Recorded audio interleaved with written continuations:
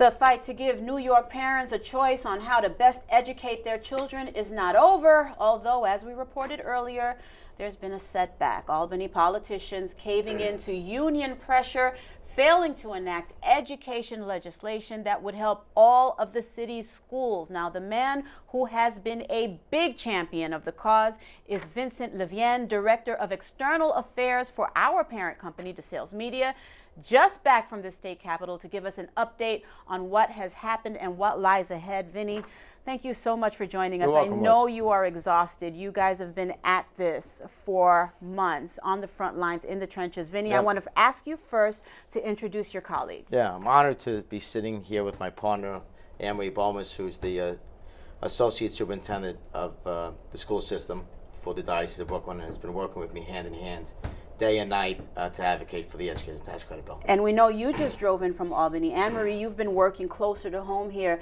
Let's just get the history down really quickly. This has been about 3 years, the big push, the big coalition to get the education tax credit passed. We go into extended sessions, we push this right to the wire, and nothing happens. That's right. It doesn't work out. Right. What went wrong?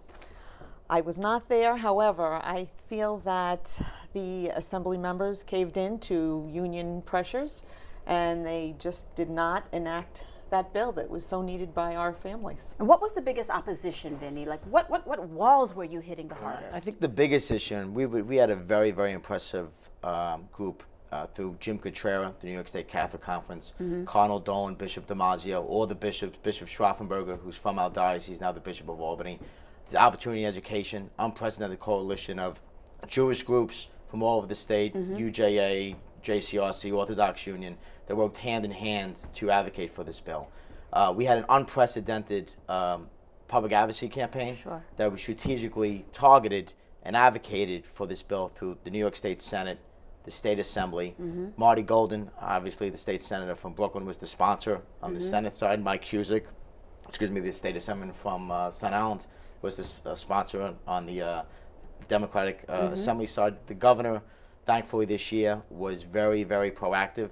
Very vocal. Very vocal. Yes. Came to St. Jude's and was at one of our Catholic churches speaking about the education tax credit, traveled. Which actually was very encouraging that he took such an interest and such an active role in this. We galvanized so many leaders, so many heavy forces. What finally settled the score and not in our favor? Well, I think to get to your question, the biggest issue we had was, unfortunately, in politics and in Albany, the unions are very powerful. And NYSET, the state teachers union, and the UFT, the city teachers union, for whatever reason, decided to do whatever they could for this bill not to be passed. Okay. There was a lot of the Assembly Democrats, the Progressive Coalition, and the Assembly Democrats that chose not to sponsor or advocate for this bill. Okay. At one point, we had over 32 unions that came to support our bill, an unprecedented union coalition that Bishop Damasio and the Cardinal were very, very active and involved in. New York State Troopers, NYPD, PBA, firefighters, hardworking union leaders. We had over 350,000 members of union families. That was a big day for us. Fighting for us day and night. So this wasn't just like the unions. There was two unions against us, literally, the teachers union. And it's unfortunate, to me that, we were all advocating for one thing, our children. Our children. Public school children, Catholic school children. This was an issue, if anybody even understood the bill, it was about an education tax credit. It's a dollar-for-dollar tax credit that people would be able to receive to give to a scholarship program. Our scholarship program features an education that Monsignor Jamie Gigantiello and his staff, Nick and John Notaro, were amazing in helping us on this initiative. Bob, the chairman, was very, very active in advocating for this issue. Any money that would have to be donated on a tax credit would have to go into futures in education. And therein lies the frustration. This was for the children. I need to get to this really quickly before we close. Cardinal Dolan putting out a statement today that there was a compromise that involved millions of dollars that would be received. However, please explain to me why this is not a win. I think, obviously the Cardinal Dolan is the leader of the Catholic Church and working hand in hand with Bishop Damasio and Bishop Schraffenberg and all the bishops. We did receive $250 million in mandated services. That's a substantial amount of money. It's something that we should all feel very proud of. Sure. Like anything else in politics, obviously we were advocating for the education tax credit, and our leader, Cardinal Dolan and Bishop DiMaggio, advocated to this to the last hour of the last day, and we're up there in Albany with the Cardinal, with the Assembly members. Monsignor Harrington was up there in Albany with me all this week, meeting with the Governor's office, the State Senate, the State Assembly. We did everything humanly possible to get the bill done. What happened was, unfortunately in Albany, when it came to a point that for whatever reason the State Assembly was not going to negotiate with the Senate and the Governor to pass the education tax credit bill, we were offered the mandated services. People don't realize the mandated service is $250 million.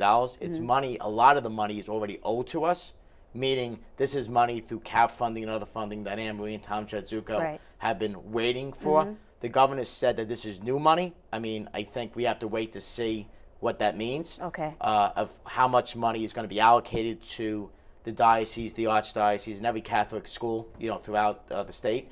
The $250 million is a complete pot, not just Catholic schools, Jewish schools, and other private schools that are going to be receiving the $250 million. So obviously, we're very happy and very proud that we're able to receive the $250 million. It's a substantial amount of money. I think it's going to be going to good use in the Diocese of Brooklyn and the Archdiocese. But to be honest with you, we were advocating for the education tax credit bill because that would single-handedly change the scholarship programs to continue to keep our Catholic schools open. Okay, one-word answer. Are we going to do this next year?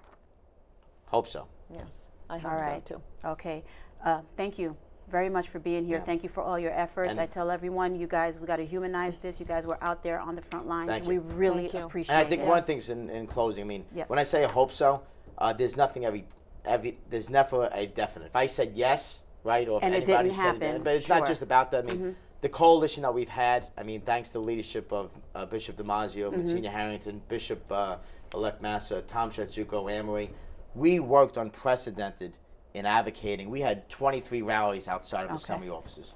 Tom Jadzuko called into over 1,200, people that called into the Assembly offices. We're very proud of the work that we've done in the diocese. So wait and see, it's still developing. Again, thank you so much for all your efforts. Thank you.